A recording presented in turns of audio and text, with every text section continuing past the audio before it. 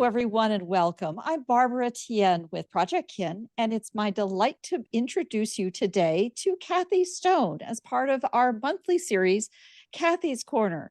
Kathy has been with us since the very beginning of Project Kin and really speaks to the core challenge for family historians dealing with all of those artifacts, those photographs, documents, and materials that we've received passed down through the ancestors, and trying to understand what they are, what they mean, what to do with them, how to preserve them, how to digitize them, how to organize what you've done.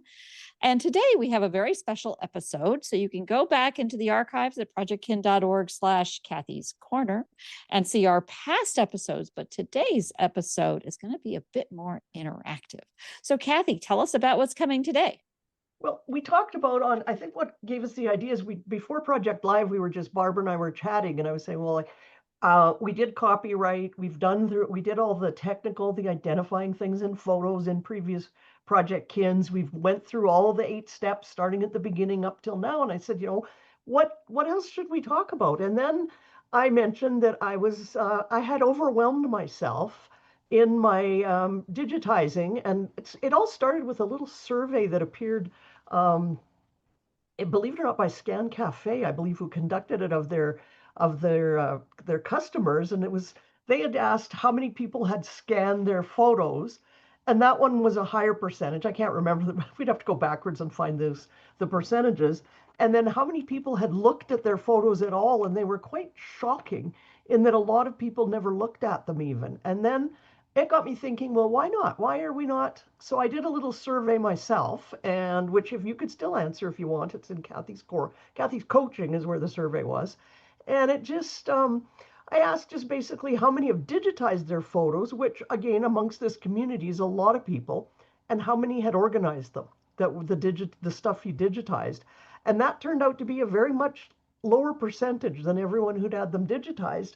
And I thought, okay, well, that kind of follows with what I'm trying to sort out now, because I mentioned, I think at the beginning of the view from Kathy's Corner Live, I said, have kind of overwhelmed myself by creating a bit of a mess with all my digitization, and for a number of different reasons, which I'll go through some of those reasons. But it occurred to me that maybe that's why other people get overwhelmed, is because I set off on a mission to digitize everything, and I've still got more stuff to digitize, but I got quite a large chunk done. I've stuck on the memorabilia. I haven't done it yet. But I said the other day on Sunday, I said, unless more emerge from somewhere in my house, I've now digitized all the negatives, or they're being digitized right now, all of the negatives that I had in my possession. There's some missing that I think got thrown away at some point, or they're going to emerge somewhere in the house. But I've looked through everywhere, so I think that's all done. But now I have this interim, let's call it a mess, not as much of a mess as it was when I didn't know what it was, but I've got a bit of a mess now, and I'm a little overwhelmed with all the stuff I've digitized. So I thought, let's talk about that, and maybe others who are in that place. And I think I sent out a little post with some questions for you to think about beforehand, and I'll come back to those questions in a minute. But I thought, in talking with Barbara, I thought we need to go back and define what a project is, because I think what led me down the wrong road in my own organizing was not being clear in my mind on what a project was, and maybe mixing up what kind of projects we want to talk about here, and projects to do with our photos, and a project that I might have started to treat, honestly, I started to treat my digitization as the project.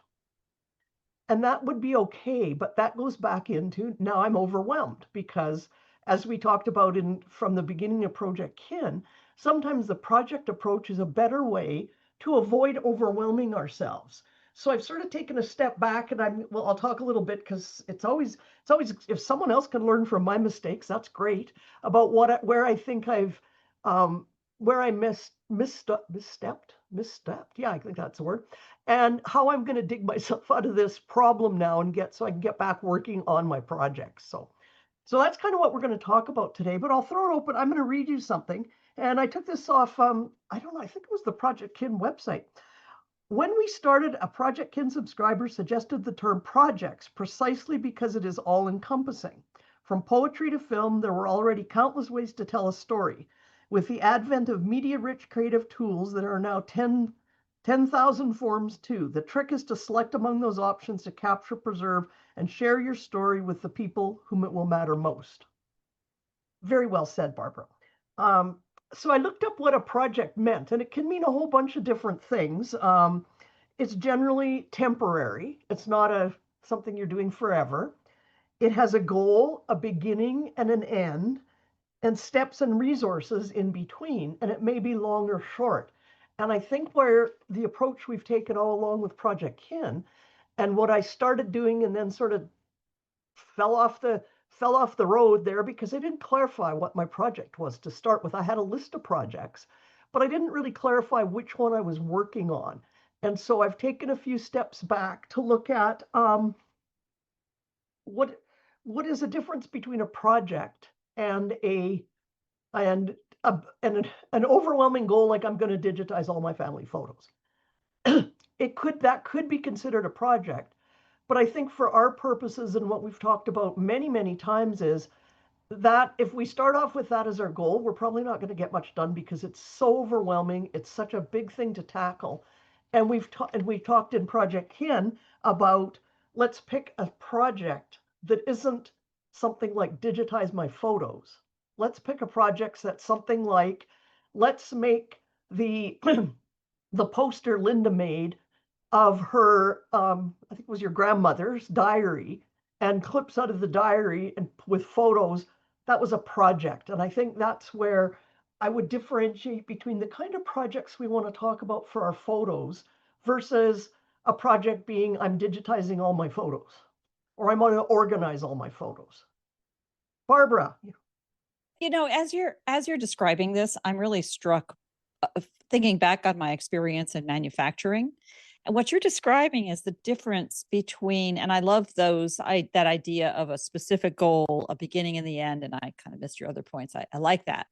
But it also reminds me that the difference between that and a ongoing process of getting stuff digitized whenever you find it, that to me is like an operational discipline.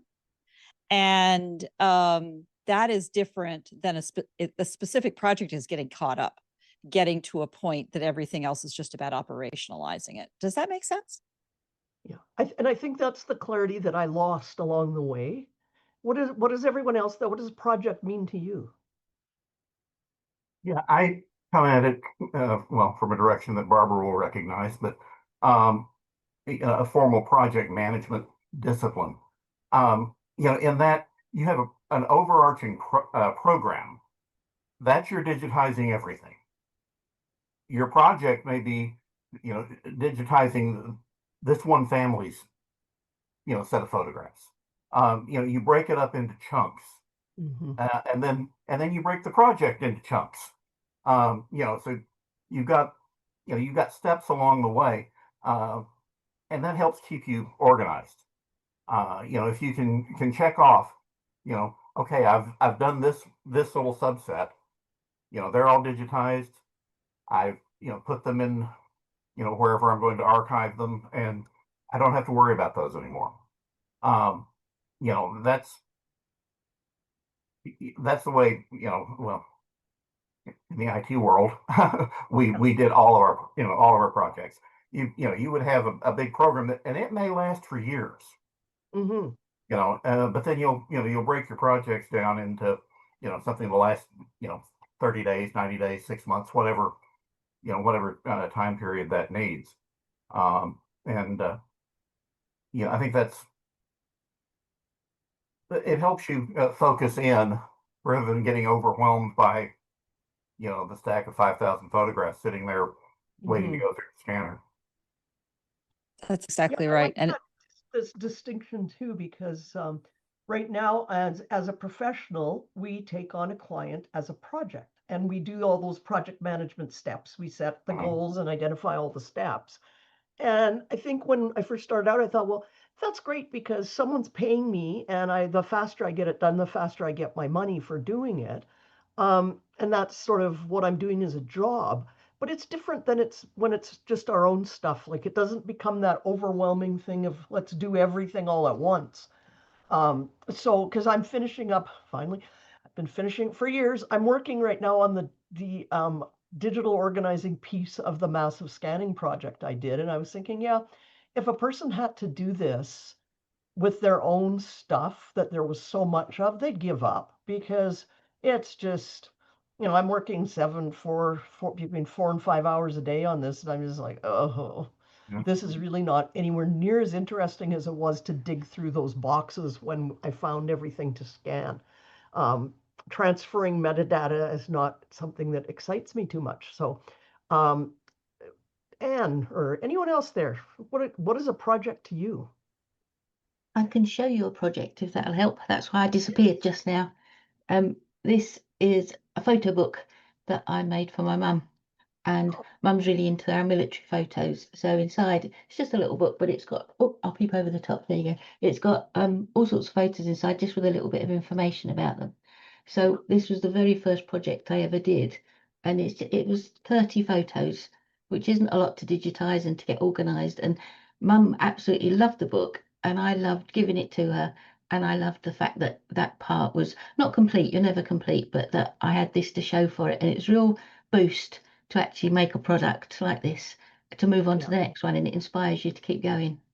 Yeah, I think that's the perfect example of what we're talking about in a project is something, and it's that it had a beginning and an end. You decided to make that book and you were going to focus on this particular topic, digitize those pictures, get them in the book and get the book made, and it's done now.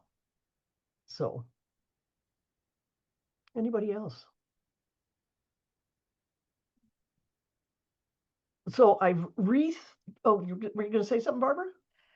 I was just going to say, I do love the idea of describing a program, sort of a way of life, as Bill was just describing it. And that is not something that's a discipline, that's a program, that's a way of doing things that makes the ability to deliver more projects later easier. But the project itself has a beginning, maybe a middle, and an end, and it gives you that happy joy moment of I did the thing, or I can go back and iterate and make it better another time or whatever else. Beautiful. So I think that how we identify our projects and and what's involved in them will help us with the overwhelm, and that's something that's in. And I think if you haven't looked at that, the Kathy's Corner worksheet that we put together quite a long time ago, and I added more stuff to it today. So there you go. Never hurts to have another look at it. But I think what we identify the projects and plan them helps with the overwhelm. We go through what are the little things we need to do. I'm going to just try and share my screen quickly it's got to be there, this one. So this is similar to what I added to a new section on Kathy's worksheet it's not called Project Blanket, it's called Project Plan on the main one. But one of my projects is I want to create a memory blanket for my kids. So we were all involved in scouting. My two boys and I were in scouting from when they were 5 until he finished high school. So we have in the scouting world and the guiding world too, you get badges for things you do, and we get a whole ton of badges and everything. And you get badges at camps and all sorts of stuff. And traditionally, you've sewn them onto a gray flannel blanket that becomes your scout blanket. And sometimes you cut a hole in it. And just for those of you who aren't in Canada, Scouts in Canada has boys and girls in it. That's how I got to be a leader in Scouts, is because we have both boys and girls in Scouts in Canada. But we are still follow Lord Baden-Powell's philosophies, and it's still an offshoot from the scouting world everywhere. But you have all sorts of things. We have our chapter badge. We have the council badge. We have the Canadian badge. I have service stripes that I got for the years I was involved. And my kids all have the badges they earned at each level for the different projects they did, as well as badges for going to camps. One of my boys, he was more into it than my other son. He went to several jamborees. And so he's got a ton of badges from jamborees. And so I've thought about, I am not, who's our sewer? Who does all the fabric projects? Linda. Linda. My mind for a Linda minute. Haynes. I'm not Linda. I am not a sewer. And so probably right now there's a couple flannel blankets somewhere downstairs with about 2 badges sewn on them. And then the rest are piled up. There's still a bunch on their shirts and their sashes because not my thing. So I got thinking the other day, I thought, well, what could I do? And I could put them in a book. So I thought, you know what? I'm going to make them blankets because you can make a digital blanket. And so I've broken that's the project. So my goal is to create a badge blanket for Bob and Mike, my 2 boys. And so I broke the steps down. The big ones are going to be to collect the badges, digitize them, design the blanket, and then print them.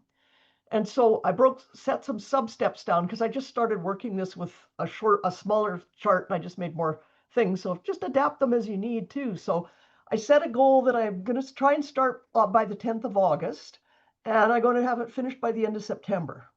So first I have to find all the badges. So I made some notes about where I think they are. They're still on our shirts hanging in the closets, which no longer fit my kids anymore because they're very old shirts. I've got to remove those badges from the shirts and from the sashes. I'm going to sort them by person and put them in bags labeled by whose they are, because some of them, they didn't all earn the same badges. And I have special ones that they didn't get either as a leader. And then I need to iron them so they're flat so I can scan them. Then I'll have to flatbed scan them, edit the scans, choose and design my blanket. And I broke that into the steps of choosing how big of a blanket I want to make and then designing it. And I wrote down I'm going to design in Artisan because that's the software I use. And then I'm going to print the blanket. So that's the project. And I'm going to, if you think about it, it's related to the 8 steps that we talk about. So, and there's a couple other follow-up steps that I'll have to do, but the steps are there. I'm going to gather, finding all the badges. I'm going to digitize them. I'm going to do something with them, create the project, in this case, the blanket. And then I will put away, or we decide whether we're going to keep and archive those badges or get rid of them. And so that to me breaks down the steps of the project. Instead of having on my big long list, oh yeah, I need to digitize all those badges too, on my big long list of things to do. And I think it follows the steps of the 8 steps, maybe not all of them, but pretty close to all of them that we talk about in terms of your project, that we break it down into small things. And so, yes, so that was that. I'm going to stop sharing for now.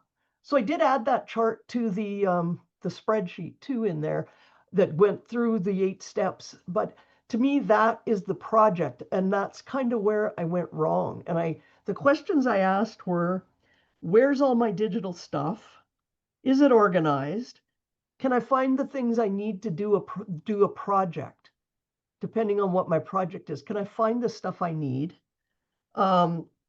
What steps do I need to take to organize it? Because I'm assuming the answer to my question is no, it is not organized, because that's sort of what turned up in the survey, that a lot of people did all the digitization, but it's not really organized, neatly organized in a way you can find stuff. And then my other questions were, what's left to digitize? And in my case, I mentioned already, I've got boxes from birth of my kid, well, even before I had a box of all my wedding stuff that's not digitized, like not the photos, those are done, but all the other stuff that goes with it, the guest book, the invitations, all that ephemera. And I've got the same thing for my kids, like they're going to be 29 this year. And I have a folder from every year of the stuff from school and scouts and whatever sports they were playing that goes beyond the pictures, and that's not done yet. So I've identified the stuff I've needed to do.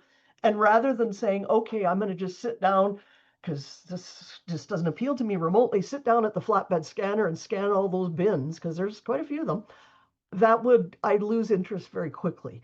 But what I will do is, one of my other projects I'm working on is we're past baby books. We do have baby books for them now that were done traditionally, but now I'm working on digital books of their life, like all their stuff. And I have twins, if you wonder why I keep saying them.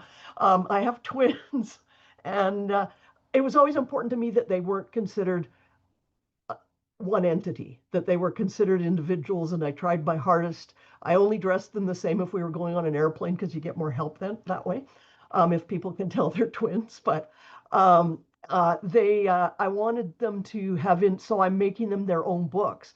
Granted, a lot of stuff in them so far, because I'm not up to even to school yet, is the same.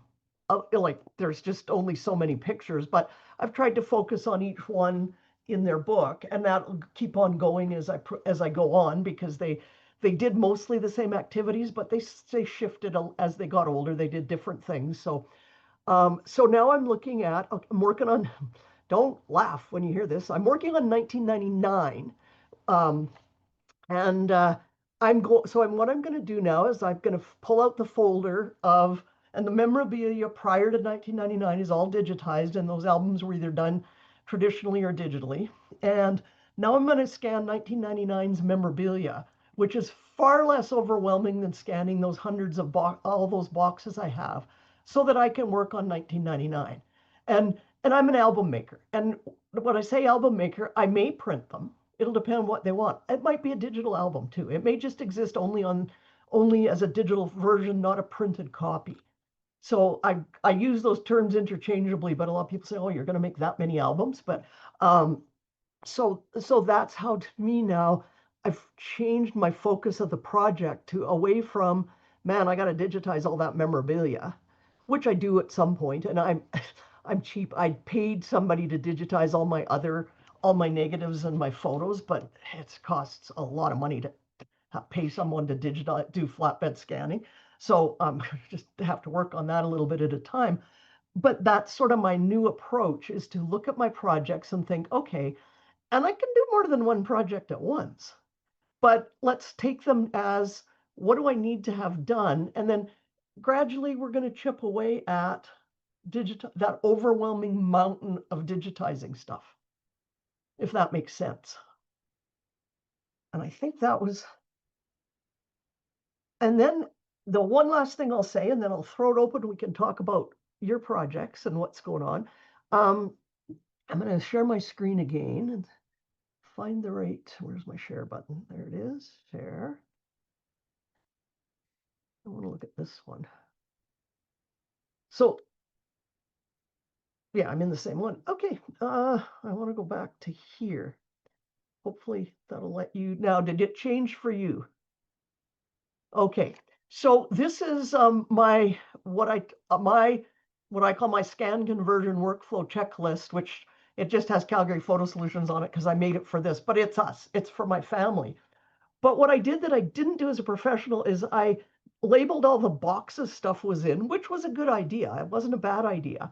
But I've got, if you can look at there, some of them are pretty broad categories.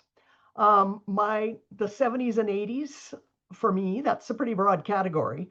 And now I have some items digitized, and I've got the digitized box number written here that was sent away, so I can hook it up to which file it's in, but it's in a separate file, digital file now. It's not, and that file is by that number, it's not broken down into those years. And so this started off to be very helpful, and now it's less than helpful because I know a bunch of stuff was digitized, and then I have notes like I have to compare this box of photos to the ones I already sorted, because this might be a whole box full of duplicates again. And so this is less useful now than if I broke it down into and used, see, if nobody got an index card number, which I highly recommend, and I never did. Oops. If I break it down, that's those index cards I showed you. Barbara's going to grab hers, where I label the cards, or sorry, I put an index card on the group of photos and I give it a number, and then I can put that number on the digitized photos. I didn't do that. And now that I'm working on that clients, we did that. I did that very carefully, and it's coming in very handy, but I didn't do it. So So I think my way to fix this problem is going to be to, I got to share something different. Hang on. Let's see if I can find the last thing. There it is. So, are you seeing my handwriting? Yeah. Yeah, isn't that wonderful? Uh, that's why I type things. And I That think looks the like real work. right-hand page is just, it picked up the scan, picked up this page behind it. But so this is all the envelopes that I put together for scanning. And if we look at them, I've got the year, they're all broken down. So this one big number that's on my sheet, or this whole pile of different pictures, are all actually broken down in my little notes. So I'm going to turn these notes into a neat and tidy spreadsheet so that I can then unite the pictures that are all digitized. Because when I get this back, I get a box back that's called 37 digitization order 37356. And if I'm lucky, they've put these words on it as a title. But it's in no order, and it's got to be sorted out. So I'm going to go back through and start indexing those scans. And a lot of these were negatives that were scanned, not prints. And so I want to match up prints and negatives and make sure that the prints are organized and have the same dates on them. But I'm not going to do this as a big, massive pile of stuff anymore. Stop. I'm going to do it as I work on each project to help with the overwhelm. I'm going to just do what I need to do for the next project. And obviously, each year of my boy's life is going to be a project, because I've got to work on, each year, a couple of years will be one project, maybe 2 years at a time. The album I'm working on now is 98, 99. So it's going to be, that's how I'm going to try and deal with this overwhelm and this digital mess I've made. And the other mess I've made is, let me think. There was something else I did that I thought I got to tell you that don't do this. Oh, I know what I wanted to show you. Here it is. I got to go back to that other spreadsheet. If I'd only done my spreadsheet properly, it would have been much better, eh? We're going to subtitle this episode Kathy's Confessions. Kathy's Confession Corner. Kathy's Corner Confession. Let me move all these over. But like I said, you can learn from my mistakes here. So one of the things that I did, and I'll confess I just did this, the digital image inventory. And this is really important because what's happened now is, in spite of my best intentions, I now have stuff digitized in a whole bunch of different places. And it's possible that some of it is duplicates. And so I've listed where this is similar to what I did with my physical, but now this is a list of all the stuff that's digitized. So I have a program called Historian that has about 40,000 photos in it. It goes from 1910 is the earliest photo up to 2024. There's gaps where there's no years in there, which is when I decided that I wasn't going to use that program anymore and was going to just use Windows folders. And they're not all organized, but this is a fairly robust program. It has facial recognition. I can adjust dates and stuff in it. So I may start using that. Then I have so that's on a drive. And all these are backed up. Like, that's the most important thing. These are all backed up. So this E drive is where all my family photos live. So I have a folder of my mom's family that I scanned, and I scanned the 40s to about 2006. And why I did that period was because one of my aunts had passed away and I was doing a memorial slideshow. And so, unlike all the other times where I pulled the pictures out of the organized pictures and just scanned the ones for the person who passed away, I just took my scanner and sat down and I said, I'm scanning everything now. So some of those might be in this 38,000 we have up here. Probably are. We still have to sort them. I have another folder full of my husband's family's photos, which is another, so I've got about 5,500 in that one. Another couple thousand that I scanned from his mom. I have another album that it's not from 1963. It actually has 1,963 photos in it, which is an album I scanned for a cousin and kept all the photos out of that one for me. And then I have a very small amount of my dad's family because I think most of them are probably in one of these other folders, not in a folder dedicated. In one of my forever accounts, I have what is current and all my digitization landed there in with my current photos. And current, I mean, say the last, I don't know, I go back to about um, probably 2018, 2017 is when I started putting all my phone photos in there. So that's another 28,000 photos and about 1.6, 100 gigabytes in there. And then I have a different forever album. These are digital albums now, digital websites, put it that way. They're not actually organized into albums with Steve's family that I uploaded. And then I have another one with some of my mom's family that hasn't got much in it, but all of these that are in here need to eventually go into there too, once I sort through them. So this is a good place if you're overwhelmed to start, is make a list of where everything is. Let me stop the share now. Make a list of where everything is that you have in your digital organized, like, and we're more concerned with right now we're talking about what we've digitized in our, because we talk about family histories and everything. You can do that with your current digital stuff too, but make a list of where all that digitized stuff is. Is it on a hard drive? Is it on here? Is it online here? And that's the starting point to start getting rid of duplicate digital photos, because I have rescanned some of my photos from my grandfather because one of my cousins originally scanned them long time ago, like back in the 80s, with a flashy, probably cost her a fortune, Epson scanner. Yeah, kilobyte size photos back then.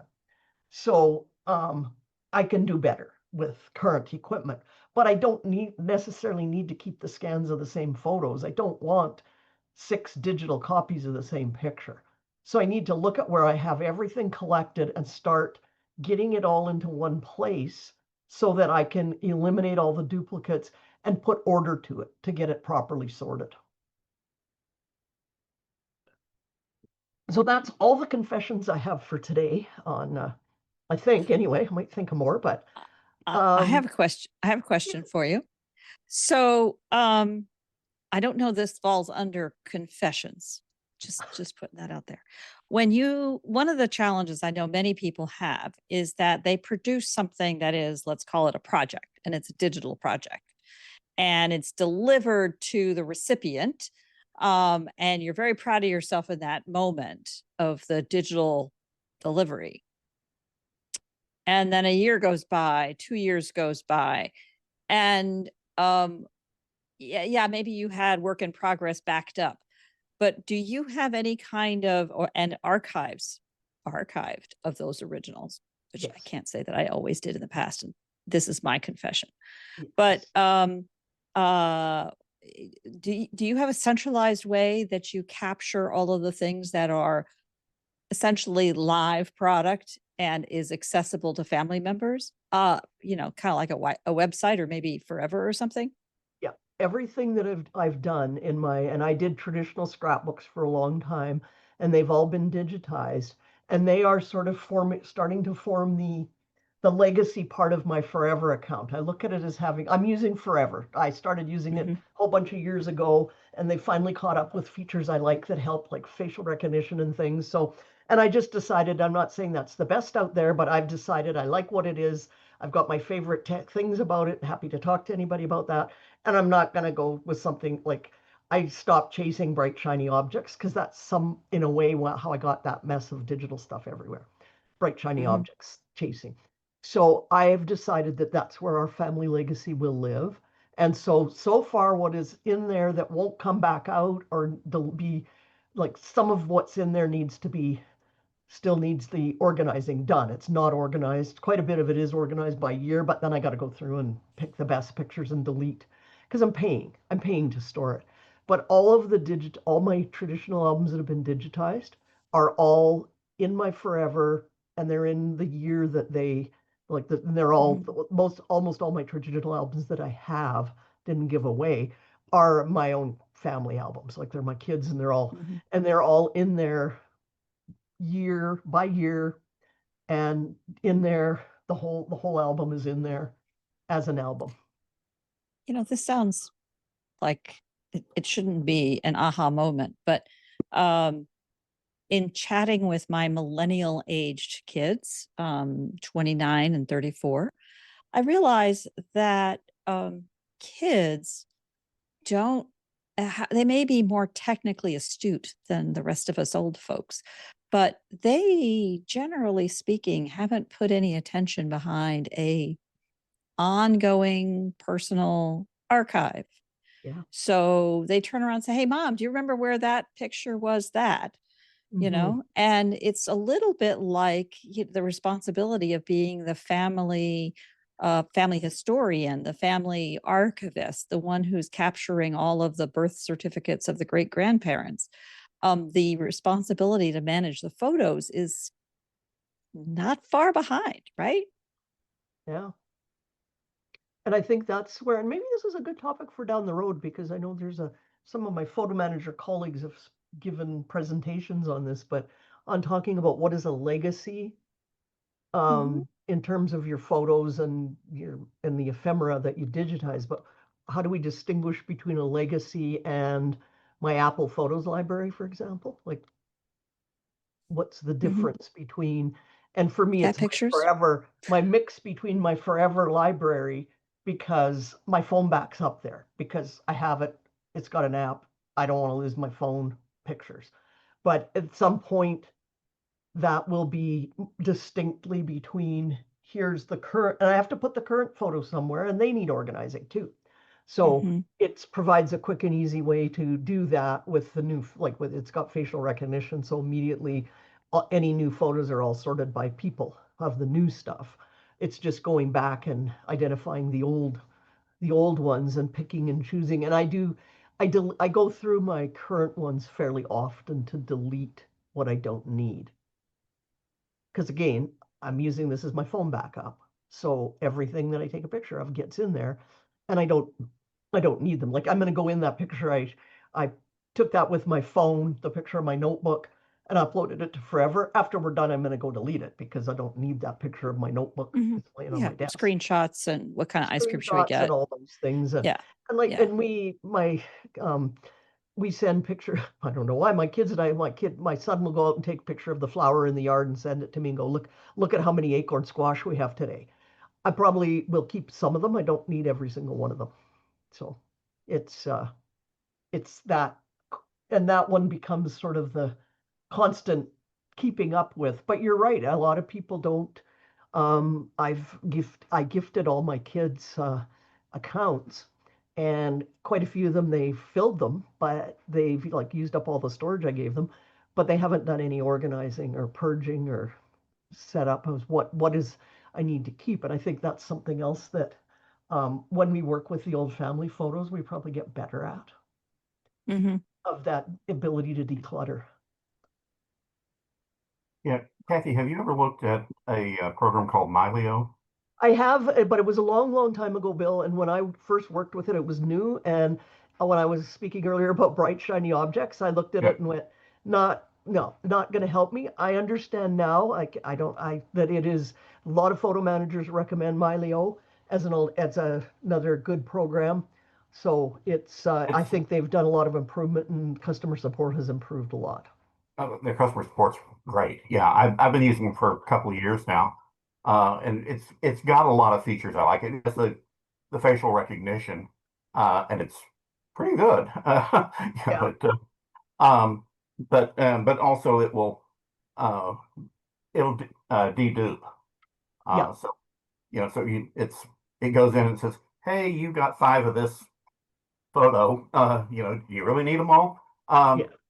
Um, the other thing I like about it is it goes in and it pulls from my iPhone, my iPad, from my every place I have that I may have uh, tossed a picture.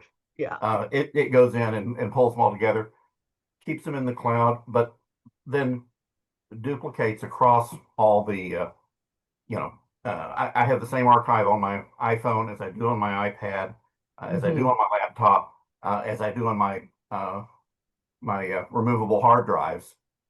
So, it gives me some good disaster recovery. Yes. Yeah. That's and that actually was one of the reasons I went with that, because I had nightmares of losing 5,000 photos. Yeah.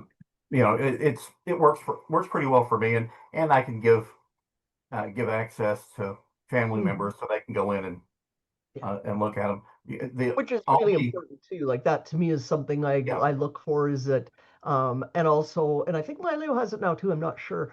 But what attracted me initially, because Forever's had this since the beginning, is a legacy contact where I can go in and identify someone who, in the event of my death, gets access to my account. And and I can specify, it's a bunch of options. I can either have them just be able to access it, and I can have more than one, or I can have them be able to just look at them. I can have them just essentially become me in terms of my account. And then the other thing I like is not a subscription. It's a payment. Yeah, it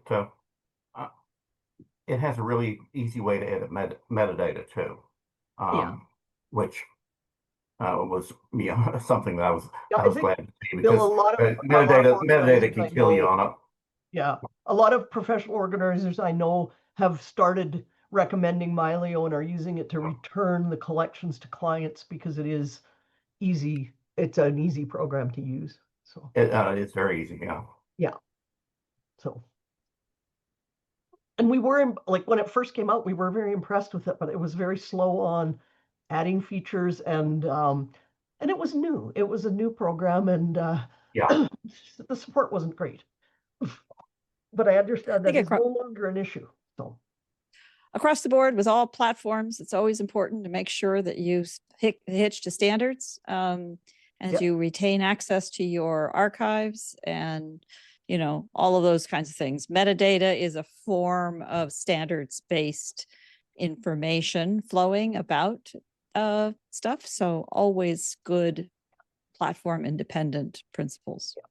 And we did a Kathy's Corner on that at some point, Barbara. I think we did. On smart people. Software. a non agnostic software choosing talk. We did, yes. We did indeed. We did indeed. And everybody, people, you get your favorites, and like I said, I've just decided that at this point, I don't want to learn it. I don't want to learn anything new. If what I've got works for me, that's what I look for. Is this doing what I want it to do? And if it's doing what I want it to do, then I'm like, okay, and do I think it's going to hang around for a while? Then I'm like, okay, if this does what I want it to do, and I'm confident that it'll be around for a while, and can I get my stuff back out? Yeah. Not. That's all. The solution is the one you're going to use. So I don't want to end up like Picasso. People who Okay, let's not go throw anybody under the bus. I was a Picasa user myself, and I had no trouble at all making the migration to Google Photos. I'm just saying. If you did it when it first happened. Fair enough. These days with Picasa these are all in Picasa on my computer. It's a little tougher. Yeah. Well, that's why, I think, how many people have a disaster scenario they remember in their own photo collection? I'll confess to mine. I trusted Apple Photos, and when it was called iPhoto, and I'll never do that again. And that's it. Well, it goes back to when I say I've shown that where I have all those photos on that external drive, which actually is a drive in my computer. It's not an external. It's a spare drive inside my computer. They're backed up. Those aren't the only place it is. It's the same as the stuff in my Forever account. The things that are like my current stuff, I have to say I haven't downloaded and backed it up, but it will get backed up. And I don't keep anything only in one spot. Right. Yeah, I think I have mine in about 8. By comparison, I have my grandmother's the records that my grandmother used to compile a genealogy book in the middle of the, 19th century or 20th century. Nobody knows where those files are. Nobody knows where those boxes are. They're all preserved on paper. You betcha. No digital nonsense is going to mess them up, except nobody knows where they are. Where the paper is, yeah. Where the paper is. Yeah. And I don't know that we'll ever find them, but what other thrift stores. I don't want to call them pain points, but what other blocks or challenges are you facing with all your digitized stuff, or in any other things of your organizing? I think one of the big things about legacy you mentioned earlier, and what a legacy is and how you protect it and not getting it mixed up with what a backup is or what your working photo. I think that when you mentioned that, that would be a really good thing to discuss, because I think if you've set up something like Forever and you're planning to use that for your legacy, but you're then giving people access to it and they can do things with it, then it's not an archive. And equally, it's definitely not a backup as well. So I think, I don't know what other people think about that, but getting that square in your head when you start to set these things up is really important, and knowing your backup's got to be completely independent. And then if it is it something that's just for sharing, in which case families can interact with it, or is it your legacy, or is it your archive? They're all big things to sort out, I think. It is. That's a really good point, Anne. And it's something that I'm thinking about, because with the 2 accounts I've set up for my husband's family and for my mom's family, my side of the family, I want people to add photos to them, and I've decided I might need to get them to help me do the adding who they are and when these pictures were taken. But I also am reluctant and those won't be the only copies of the photos that I put up there in that public, in a sharing account for people to add to, because I don't want to lose, like, once I get the best quality scans up there, I don't want somebody to go, oh, I have a picture of that, and take mine out and put theirs in. It's much like when people go and change stuff in your family search, where you go, that's not my grandfather. You are whoever you were who thought this was him. It isn't. And it would be the same. I share my photos, but I don't, it's just inconceivable to me that they would have access to remove anything, period, end of story. They can explore the albums that I have set up for them. They can add comments. And admittedly, I haven't even had anybody even ask to add photos. They might send to me photos various ways and let me do it. And it never occurred to me to even let them in. No, and I think that's I don't. a good way to have it set up. And that's, where with my sharing, I can decide what level, when I share an album with somebody, I can either say, much like we share our Google Docs, I can give you editing privileges, I can give you downloading privileges, or I can give you just look at this only privileges. And I think that's part of deciding, Anne, with if I put up, this is done and it's the legacy, then I don't want any, you can send me an email and say, hey, you know what? I got this picture that should be in there. And I'm going, great, I'll take it. But don't muck around with what I've in there, because if we're doing this work, we're generally not putting up things that we haven't checked or researched. I would argue that a legacy archive, and Anne, you've thought a lot about this, and Kathy, I would argue that a legacy is to put together a legacy archive. To me, it's different from an archive, for starters. And second, it is kind of a project that just has an ongoing timeline until I give up the goat and give it to somebody else. Am I wrong in conceptualizing it that way? I've been thinking about this, what people have been saying in terms of the WeAre archive, because I have a family history archive on WeAre, which I can invite people into at various levels that they can do things. At the moment, I've invited my kids to it, but they're just viewers because they're not interested in doing anything anyway. But at some point, I would want to make them admins of it if I get close to thinking I might be dropping dead soon, because I do want someone to be able to, well, keep it and add to it if they want to when I can't. So whether that's a legacy or an archive, or I don't know. But I tend to add the scan and add as I'm developing stuff on there. So although I've got some stuff already scanned, and that's on a messy heap in my computer, which needs organising. But I'm trying to organise it as I add to the archive, the family history archive on WeAre. So, well, Back and I again think you to the make a very good point, Jane, is that, and I think the legacy and archive may be different things. And again, it's sort of back to where you have to talk about what your terms mean. But what you're saying, to me, the archive is all, it's my mess on my computer isn't an archive, it's a backup right now of everything. It's a backup of those print photos so that if I have a natural disaster, I don't lose all those photos. It's simply right now, it's called a backup. It becomes an archive when I finish, when I get that all done, where it's all organized and in its place where I'm not going to do anything else to it. Does that make sense?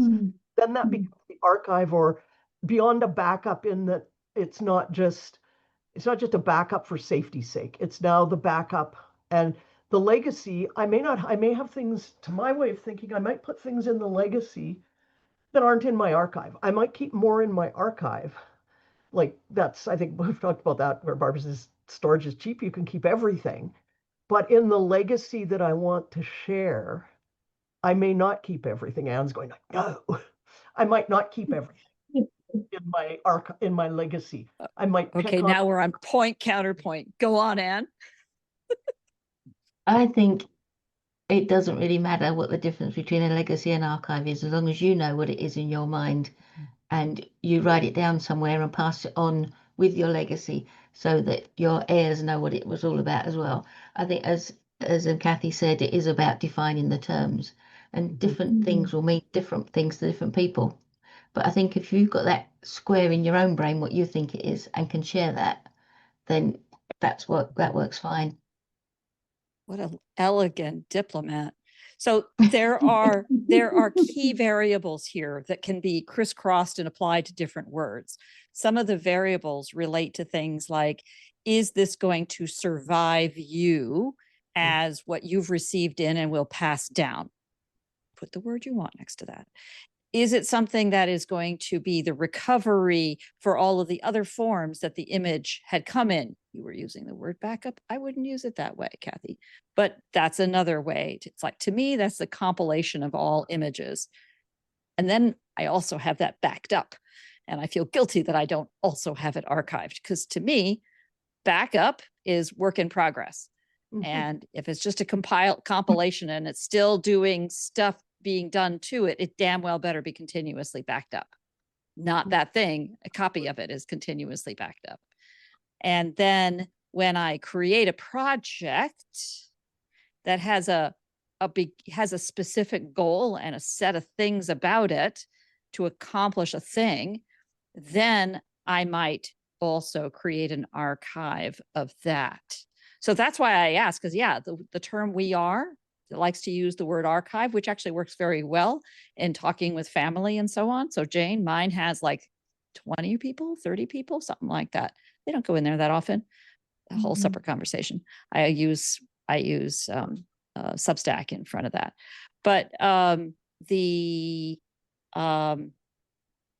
create a copy of that to be the archive of it. And then it is a better structured way to present my family to my family and passing it down. Well, and I'll even throw another monkey wrench into the picture here. Is I envision that my legacy, the family legacy, will be organized by people. I envision my archive to be organized by date. I knew that would blow Barbara's mind right out of the water. And as artificial intelligence and everything advances, that's probably no longer a necessary distinction. But yeah, I mean, legacy account I'm creating right now for my client is both. It's indexed by people with a people index feature, and the files are all going in by date and will be keyworded by theme. But the main organization structure, and I'll give you a good example as to why. So I've uploaded a whole bunch of stuff from 1970 to 1972. And even as I was going through to make sure the upload, because, you know, I uploaded it, but I got to make sure it uploaded, actually. I got to make sure I check it. And I'm continually messed up because of the program automatically reverts to upload date. And so I go in and look at my beautifully organized 1970, all done by month, and they're all out of whack. And I'm like, and I go, oh no, I got to go in and say sort by name because they're all renamed. And then in the people files, we can just open up any image to see when it was taken, but we can go in and look at all the pictures of my mom, for example. And then because and this would depend again, would be personal, but with this family, they were huge into golf tournaments, and that is something they want to be able to search for, is this particular golf tournament that they participated in from 1957 till 2006, and got mugs and towels and all sorts of stuff every year that we took pictures of, all however many there were, because they were all still there. So they also did several charity. They donated money to build concert halls. And so we want to be able to not just look at the name of the person, like we don't want to just look at the couple who did all this, because that's going to give us a whole bunch of stuff. And we don't want to just look by year because stuff happened over a number of years. So a tag that says name of the hall will enable them to quickly pull out all those photos. And I think it's something to think about in your things. Like I was looking the other day, and fortunately these are back in some of the ones that are actually organized, is we spent a lot of summers up at my cousin's cottage at a place called Lake Baptiste in northern Alberta. And I can have a tag that says Lake Baptiste. So I was trying to find, because my son and his cousins were back up there last year, and I was making them recreate photos from when they were kids. And so we got a photo of the four of them riding in the back of the boat, this that matches when they were little and now they're big grown men, and recreated those photos. But I needed to be able, it was quickest to find them. Like I didn't remember what year they were from. And I would have had to go through an awful lot of pictures looking for any of their names because they're in a lot of pictures. So it's just another way that if there's something that's meaningful and common, like to me, and I'm using that term not because I won't care about where the location is, but I'm using it because that's what we referred to. We don't call it, like we always said, we're going to go to Lake Baptiste. So that would be the term. It much like if I want to make a tag for my dog. Although the other day facial recognition identified my dog in several pictures. So there you go. I have more pictures of my cats than I do of my kids. Kind of creepy, yeah. Right. But it was right too. It's like, oh, had a couple of mistakes in there. It had a couple of people who thought were my dog, but anyway. So that's to me is a use of metadata, of tagging in terms of photos, because that way I don't know necessarily how much would be. I'm not in this client, I'm not going to go through and put a location in every single photo. We're going to use tags. It's much faster than to try and do individual photos. Like we can bulk tag where we'd have to go through and these people they were all over the world. Well, not the world, North America. They traveled a lot all over the States and lived in a whole bunch of different places. So it becomes, in some places they were only in for less, like they lived there for like 3 months and moved on. So it's like, yeah, how much metadata how much time do you want to spend putting that into the actual metadata versus just tagging? Because I feel like when I first started doing this, it was very important that it be in the metadata, and metadata was critical. With all the advances in AI and everything, I'm less convinced of how much of it's needed. And that's what a lot of people didn't do before, because to pay someone like me to do it was very expensive. And so I'm kind of happy now that I can quickly do something similar and can do that with my own photos without quite the same amount of time-consuming Okay. additions of metadata. But anyway, Yeah. I could go on, but I think we've talked for an hour already. So are there any guidance for next month's program? I know I have 5 boxes I finally hauled off of the high shelves up here to, I mean, that was a big task, to begin the next part 2 of my massive scanning effort. That's my confession for what I need to do. How about anybody else? Yes. What's next? No, I still have all sorts of stuff to scan. I mean, I was just looking. I said 5,000. I have 13,000 photos scanned right now, and I probably have that many more to go. Yep. Because relatives keep sending me boxes of photos before they kick off. It never ends, Bill. It never ends. Just when I know. and then another box appears on the doorstep. Yeah. Well, that is kind of the point of legacy, isn't it? It Yeah. never ends. Just thought I'd stick that in there. That's how it's supposed to work. All righty then. Well, I don't want to be pressuring anybody to true confessions, and I'm not sure I want to report on how far I've made, what progress I've made next month. So I just slipped it in there. And wish everyone a very a productive few weeks ahead as we slog on and keep finding interesting stories and truths in these magical records we have from our families. And I want to thank you, as always, Kathy. Stay tuned for the recording. And this, like all of them, are at projectkin.org/Kathy's Corner. And we'll keep it going. Same bad time, same bad channel. See you in September, if not, August. like next week, this weekend. Maybe in August too. Oh, right. This is only July. Yeah. Unless you're giving me a month off, then. No, I'm planning for August. So I'm thinking of next month is September. Yeah, exactly. Anyway. All righty. Thank you, everyone. Thank you. Thank Bye. you. Bye-bye. Bye.